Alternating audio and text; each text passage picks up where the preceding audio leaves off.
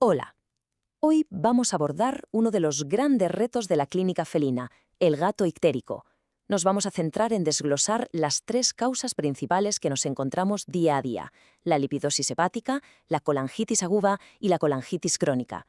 El objetivo es que, al terminar, tengamos un esquema mental muy claro para poder diferenciarlas y, lo más importante, saber cómo actuar. Vamos a empezar con esta frase, que es un verdadero pilar en la medicina de urgencias felina. Y es que la ictericia en un gato nunca se debe subestimar. Es una señal de alarma potentísima que nos está gritando que hay un proceso grave en marcha y que necesita una intervención inmediata. No hay tiempo que perder. Bien, este va a ser nuestro recorrido. Primero, es fundamental entender por qué el hígado del gato es tan especial. Luego nos meteremos de lleno en cada una de las patologías: la lipidosis, la colangitis aguda y la crónica. Y para terminar, uniremos todas las piezas para tener un enfoque diagnóstico y de manejo que sea práctico y útil. Empecemos por la base de todo. Para comprender por qué los gatos sufren estas enfermedades y no otras, tenemos que entender que su hígado funciona de una manera muy particular. Tiene unas características metabólicas que lo hacen único y muy diferente al de otras especies, como por ejemplo el perro. Aquí está la clave de todo nuestro diagnóstico diferencial. Y esta es la diferencia fundamental, el concepto que lo cambia todo. En un perro, la mayoría de las veces, la patología empieza en el hepatocito, en la propia célula hepática.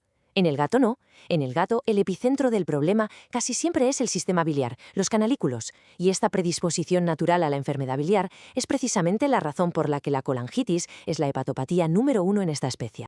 Pasamos ahora a la urgencia hepática por excelencia, la lipidosis. El escenario clínico es un clásico que seguro que han visto. Tenemos un gato, muchas veces con algo de sobrepeso, que por alguna razón, un estrés, una mudanza, la llegada de un nuevo gato, cualquier cosa que le quite el apetito, deja de comer. Y en cuestión de muy pocos días se presenta en la consulta con una ictericia muy marcada. La fisiopatología es una cascada de verdad devastadora. Con solo 2 o 3 días de anorexia se dispara la gluconeogénesis. El cuerpo, en una búsqueda desesperada de energía, empieza a movilizar de forma masiva las grasas desde el tejido adiposo, directamente hacia el hígado. El problema, que el hígado del gato no está preparado para procesar esa avalancha de triglicéridos. La grasa literalmente inunda y colapsa los hepatocitos, provocando un fallo hepático agudo y fulminante. Vale, ¿y cómo llegamos al diagnóstico? Bueno, pues tenemos varias pistas. En la bioquímica vamos a ver un patrón que es casi de libro. La fosfatasa alcalina, la ALP, y la ALT van a estar por las nubes, muy elevadas. Pero ojo, y esto es un dato clave para diferenciar. La GGT suele estar normal o solo un poquito alta. Esto contrasta muchísimo con lo que veremos después en la colangitis, ¿de acuerdo? Si hacemos una ecografía, lo que nos encontraremos es un hígado grande, una hepatomegalia, y con un aspecto más brillante, lo que llamamos hiperecogénico. Y ya para confirmar, la citología nos dará la imagen definitiva: esos hepatocitos llenos de vacuolas de grasa. El tratamiento tiene un único objetivo primordial, y es este: hay que cortar de raíz el ciclo de la gluconeogénesis, y eso solo se consigue de una forma: alimentando al paciente. Es absolutamente imperativo colocar una sonda de alimentación, ya sea nasogástrica para empezar o idealmente de esofagostomía. La marca de la lata es lo de menos. Lo crucial es aportar calorías para que el cuerpo deje de quemar sus propias grasas. Tenemos que evitar a toda costa forzar la comida con jeringa, porque lo único que conseguiremos es crear una versión alimentaria que nos complicará todo. Muy bien, avancemos hacia la segunda patología, la colangitis aguda. El cuadro clínico aquí es distinto. El paciente tipo suele ser un gato más bien joven, que estaba perfectamente sano y de repente presenta un cuadro muy agudo de vómitos, apatía, ictericia y, un dato muy importante, fiebre. Además, a menudo muestran dolor a la palpación abdominal. Y la causa, en la gran mayoría de los casos, es una infección bacteriana. Lo que ocurre es que las bacterias que viven en el intestino delgado ascienden por el conducto colédoco, colonizan todo el árbol biliar y provocan una infección purulenta de la bilis. Fijaos qué conexión tan directa entre la salud intestinal y una emergencia hepática. A nivel de analítica, la enzima estrella en este caso es la GGT. A diferencia de la lipidosis, donde decíamos que la GGT estaba discordante, aquí su elevación es muy pronunciada. ¿Por qué? Porque nos está señalando directamente una patología del árbol biliar. Una GGT por las nubes en un gato ictérico y con fiebre debe hacernos pensar inmediatamente en una colangitis aguda.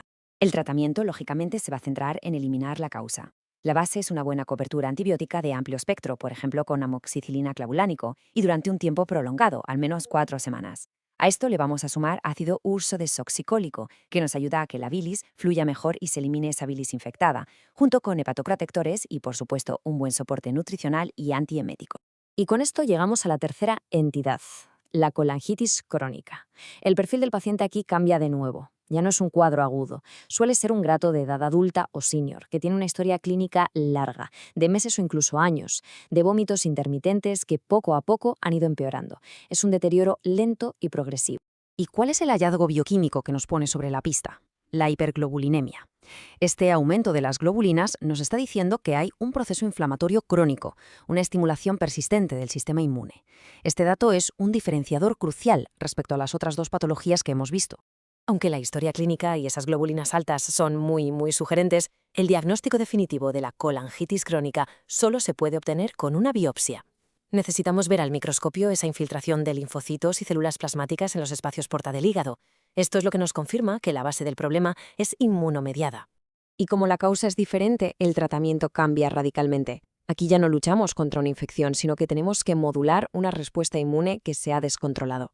Por lo tanto, la piedra angular del tratamiento son los corticoides, como la prednisona. En casos más rebeldes, a veces hay que añadir otros inmunomoduladores, como el clorambucilo. Y el resto, por supuesto, es tratamiento de soporte. Muy bien, pues ahora vamos a lo más importante, integrar toda esta información. El objetivo es que seamos capaces de construir un árbol de decisión mental que nos permita en la práctica diferenciar estas tres enfermedades de una forma lógica y eficiente. Vamos a resumir los puntos clave para tenerlos claros. Si pensamos en lipidosis, la palabra clave es anorexia severa y en la analítica una LP y ALT disparadísimas. Colangitis aguda, aquí pensamos en fiebre, en neutrofilia en el hemograma y sobre todo en esa GGT por las nubes. Y para la colangitis crónica el cuadro es diferente. Es un historial de vómitos crónicos y en la analítica el marcador estrella son las globulinas altas. Fijaos cómo cada una tiene su firma particular y esto es fundamental porque el tratamiento de base no tiene nada que ver entre una y otra. Soporte nutricional, antibióticos o corticoides. Ahora bien, a pesar de estas diferencias tan marcadas, hay ciertos principios de manejo que son universales para cualquier gato itérico que tengamos hospitalizado. Primero, el soporte nutricional agresivo no es negociable, sea cual sea la causa.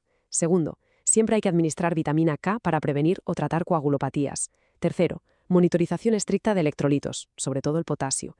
Y por último, el uso de hepatoprotectores y un control férreo de las náuseas son medidas fundamentales en todos los casos. Y todo esto nos lleva a una reflexión final. Si hemos visto que la anorexia es el gatillo que dispara la lipidosis hepática, que es la urgencia más común, ¿podría ser que nuestro mayor impacto no esté tanto en el tratamiento de la enfermedad ya instaurada, sino en su prevención? Quizás un manejo nutricional proactivo y muy temprano en cualquier gato enfermo, por la causa que sea, es la herramienta más poderosa que tenemos para proteger su hígado.